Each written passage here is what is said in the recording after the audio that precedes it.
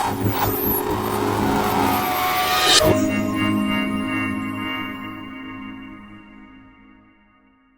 was a wonderful talk. Thank you very much. I really enjoyed it. I kept on thinking about investment management and what your view or where investing in the stock market might fall between luck and skill. Should I pay somebody a 2% fee for their skill in investing my money, or should I just rely on buying the market? I think that's a very good question, and that's one that's often kind of compared with investing, gambling, and I think certainly in short term, sort of a lot of the day trading stuff, there is this large element of luck. I think there's also just the issue with funds that you almost have this survival bias, that if you think of, so some people who are working on this proposed example, they have a set of funds who make completely random decisions, say.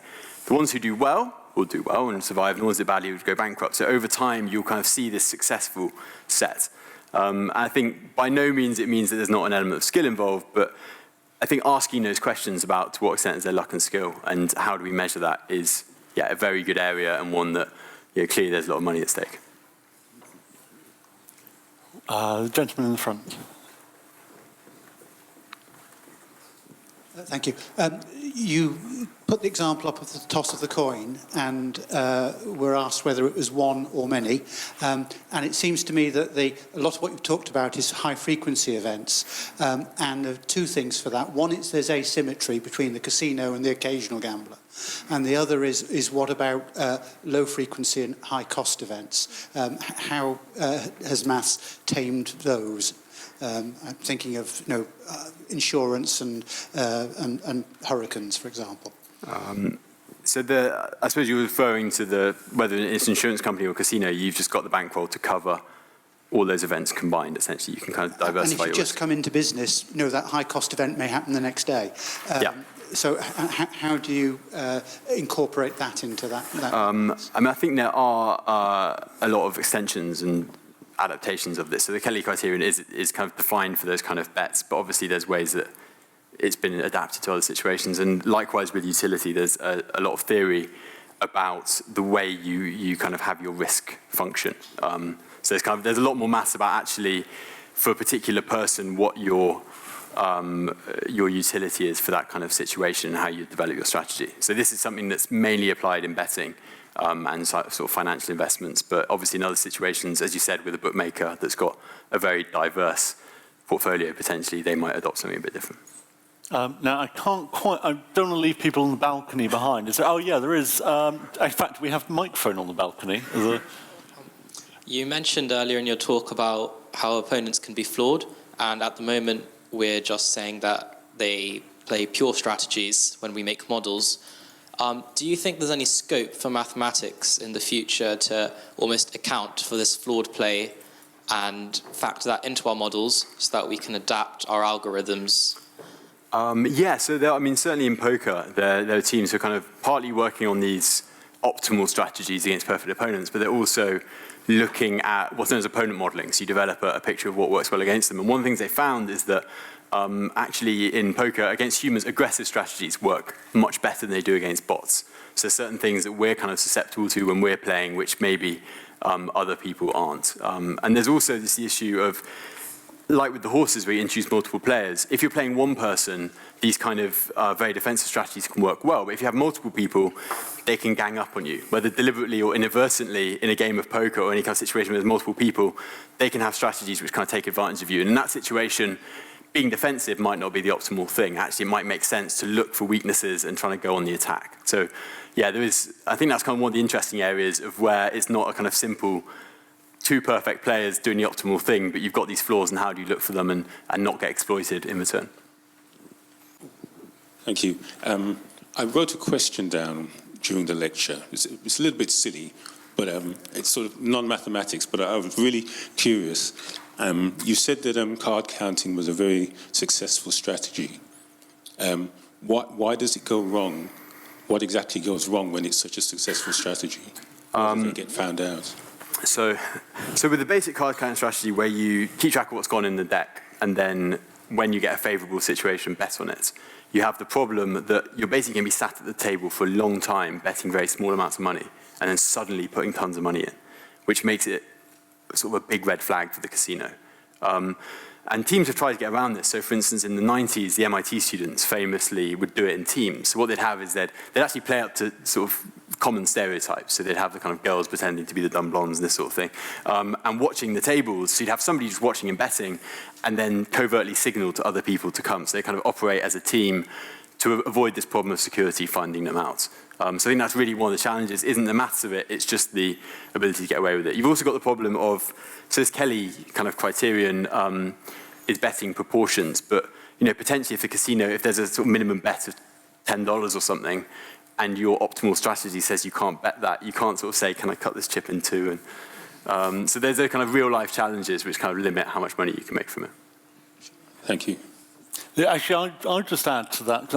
I wrote a book, which I'm not going to plug, but I interviewed the captain of the MIT Blackjack team long after he'd given up, and the amount of effort that casinos have put into to making sure these people can't bet. He walked into, he was telling Sandra about, he walked into a casino to meet a client because he trained people in blackjack, but he didn't touch the casino floor and he hadn't been in this casino. And as he walked in, he got a phone call on his personal mobile from the head of security who had spotted him on the cameras because they got sophisticated software to do it, just saying, Mike, I hope you're not turning left at this point. I feel under a bit of pressure now to make the question work. But anyway. So you've talked about card counting and what goes on in the casino's views of it. But you'll be aware that in horse racing, for example, there are a lot of businesses that work on setting, that there are exchange betting companies, so they set the punter against the person that wants to lay the bet. And you talked a lot about bots.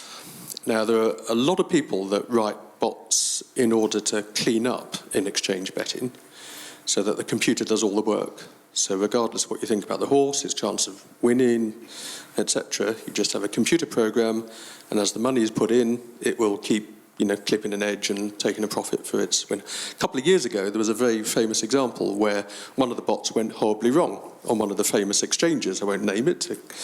That may be in the book, but there are very few, so you'll probably know who it is.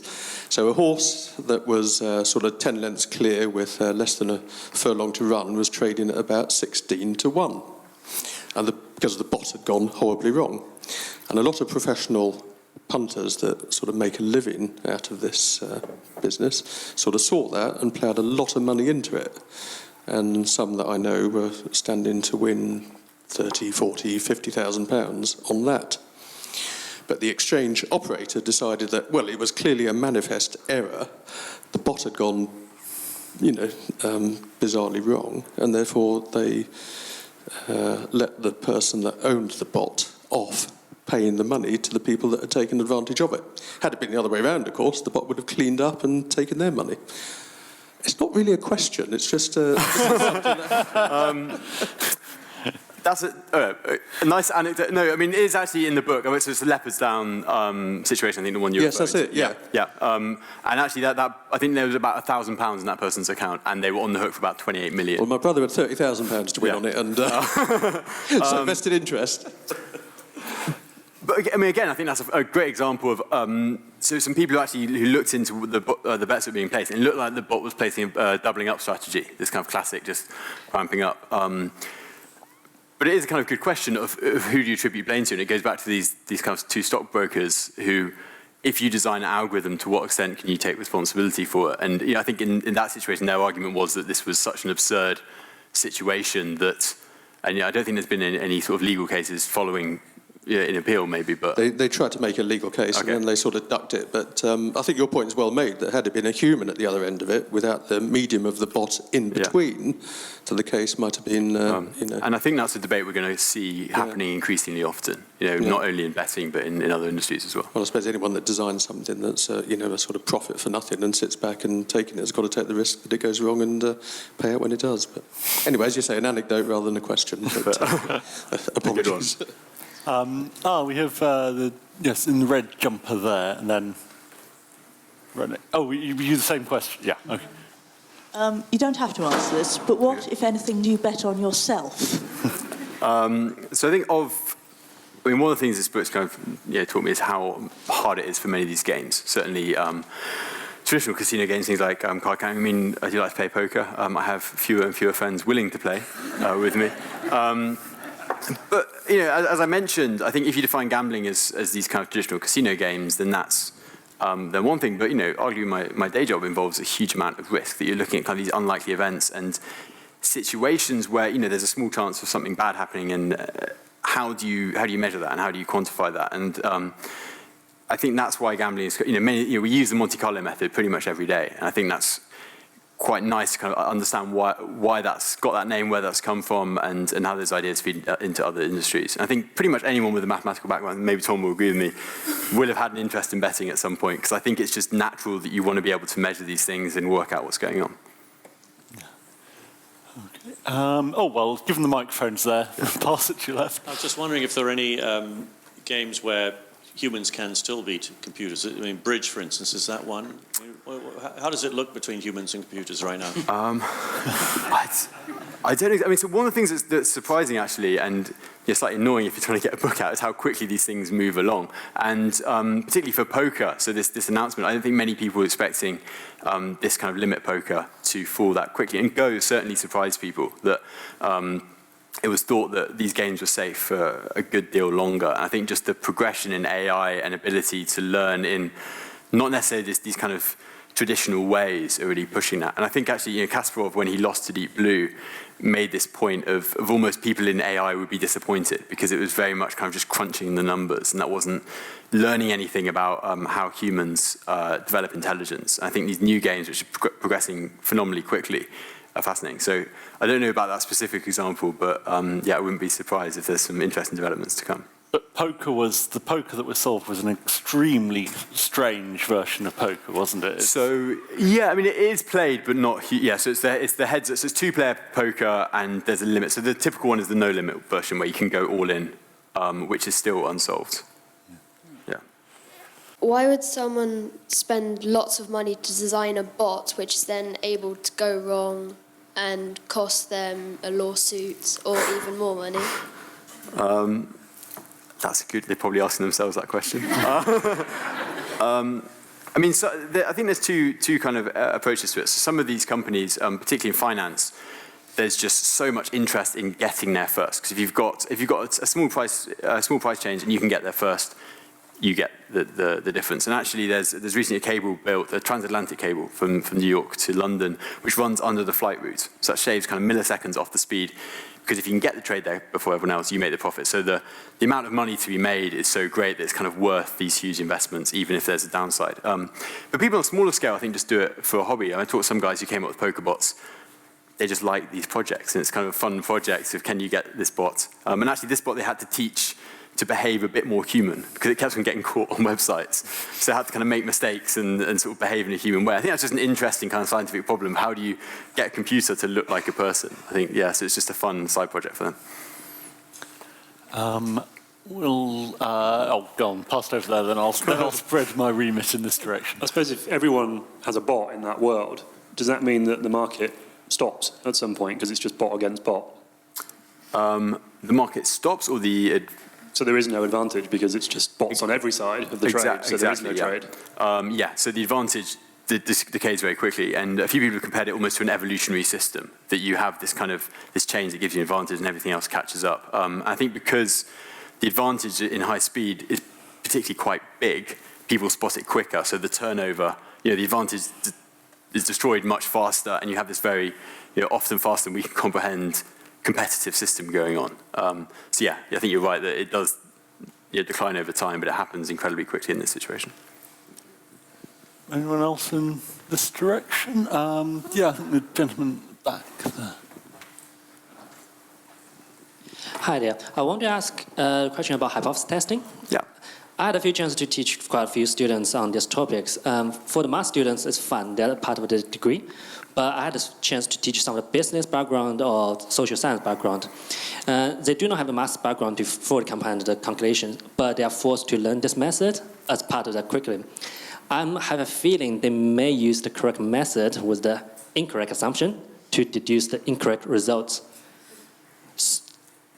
So they use the correct method with the wrong assumption, is that right? Yeah, yes, even for us, for people who is math background training, it takes quite a few years of exercise to be really expert to decide which test to use, which is valid, which is not.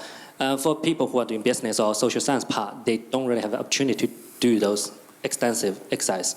So I feel when they do carry out further research on the topic, they may misuse that method, produce incorrect papers with unreliable results or debatable results. Yeah, and I think there's one of the famous examples in science is that we use, so this concept is quite, so this, when Carl Pearson said the probability of observing an event as extreme as the one I observed, so this is often referred to as a p-value. So it's this probability, a measure of how unlikely is that, that deviation. And often in science you use this sort of arbitrary 5%. So if the probability of getting an event as extreme as the one observed is less than 5%, the experiment works. And I think it's taken by some people as a hard and fast rule of, if it's less than 5%, it's true. If it's greater, I'll just do more experiments until it's less than 5%. No, maybe not. But I think that is a problem. And I mean, one of the interesting things from the kind of betting point of view is this, how much evidence you need to convince yourself to put money on something. And I think often that kind of creates a bit of a different dynamic because you might be a bit more keen to learn the theory if you've got some money to lose, perhaps. There was someone front here. This. Oh, there we go.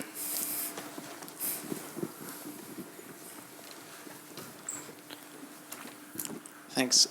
So I guess your day job, you're doing a lot of work on really trying to ascertain sort of the impact of low probability but extremely random and massively high impact events. And you also mentioned us being pretty surprised at the rate of change of progression of AI in particular, and surprising enough. Does that sort of pose any, I know there's been a lot of pop literature on this stuff more recently and huge spectrum of degrees of predictability as to, you know, how much of an impact this really poses or real existential threats, but I'm not sure if you have any general views on that and in your sort of field. I think that's a good question. I think the techniques in being able to kind of learn from things, I mean, certainly when you have like genetic sequence data, you have phenomenal amounts of information that you have to process. But often one of the challenges, particularly early stage of an outbreak, is almost small data. You just don't have much to work with.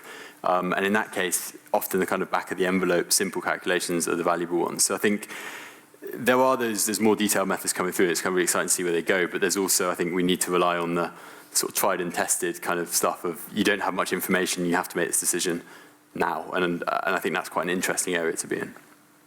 Do you think ethics has a bigger role to play as well? I mean, given that the role of big data is going to be access to the information and probably the ability to have the tools to analyze, might not necessarily be in everyone's hands. Do you think ethics has a big role to play in that as well? Yeah, I think it has a huge role. And I mean, one of the things as well with big data, you might have a data set by yourself that's not, it's seemingly innocuous, but if you can link it with other data sets, suddenly you've got potentially very private information about people. And our line of work, obviously if you're dealing with health data, that's something you've got to be very careful about. But I think as this stuff becomes publicly available, and particularly, things like genome sequences where we don't actually know what's in there. If you think about it, we don't know what all of these markers and patterns mean, and there might be things that subsequently come out which are kind of identifiable or problematic. And yeah, I think increasingly with kind of data, that's an aspect of statistics and science maybe we should be putting more focus on. Great. Well, someone from the centre section over there. It's the gentleman here in the stripy.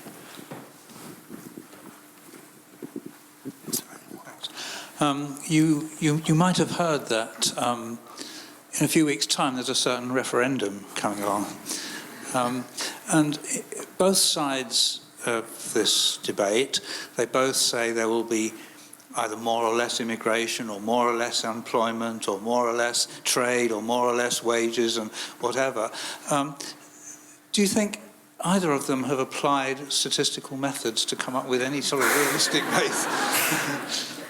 That's a very difficult. I mean, they've certainly published equations, but I think with this kind of situation, we have so much uncertainty. Your assumptions are incredibly important, and it goes back to this kind of small changes can have a big effect, and it's incredibly. I think in many of the situations, you lack the information to say something certain, and where in some cases, you see some of these numbers published which are remarkably precise. It's the accuracy. It's the accuracy. The decimal points. And so, yeah, I think it's always kind of important to look at the assumptions and these kind of things. But, I think there's a lot of emotion and other things driving this rather than, hard statistics, unfortunately.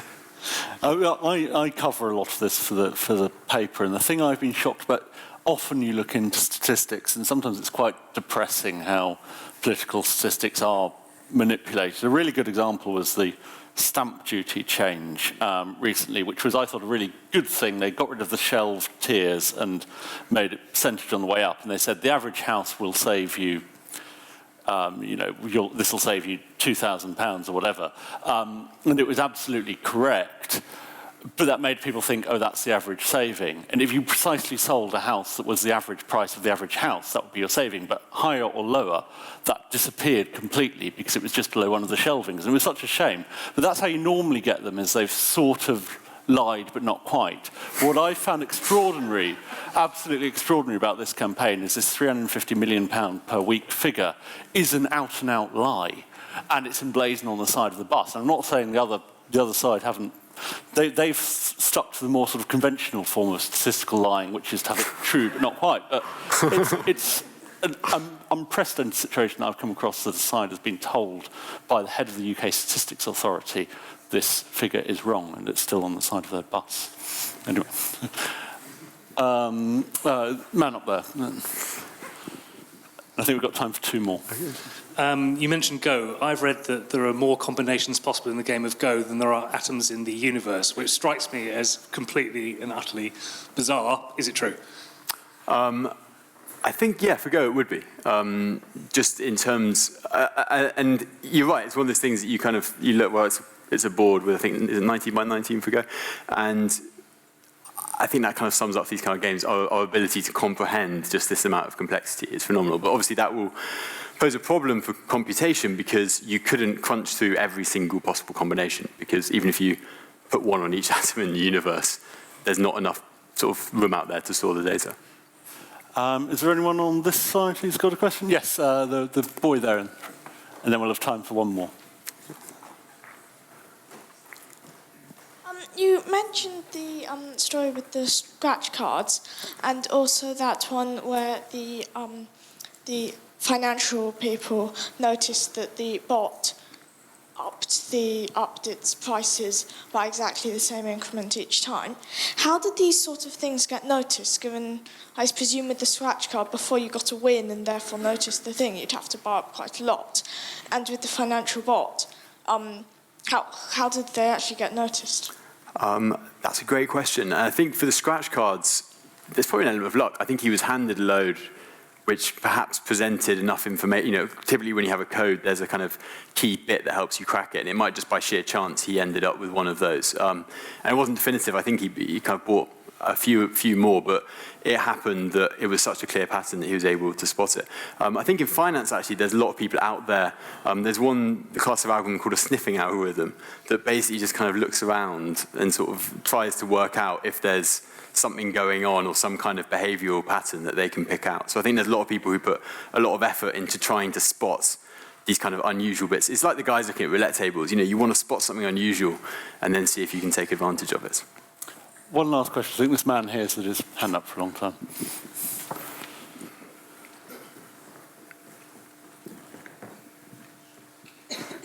In a similar vein, you talked about the sniffing out. Are you surprised that the authorities in football and tennis and other sports are not spotting these irregularities in betting more frequently? And how is it that they're spotting them? It's often through more informants who are revealing the information rather than them actually doing this mathematical challenging and seeing what are the anomalies here and what's going on. Yeah. I mean, there's been, still recently you may have seen, there's been sort of debates around some of these sports about anomalous events. I think one of the challenges is often when you have quite a relatively small number, these players don't play an infinite number of games, and it's quite tough to work out if it is something just genuinely a player has had a bad game or done something a bit odd versus something kind of a bit more sinister at play. So I think one of the challenges mathematically is that with that amount of data, there are kind of multiple interpretations. So often to make a concrete decision, you still kind of rely on some hard evidence. Great. Thank you very much indeed, everyone, for coming and asking such great questions. And I'm sure you'll want to say thank you to Adam by buying his book. Thank you.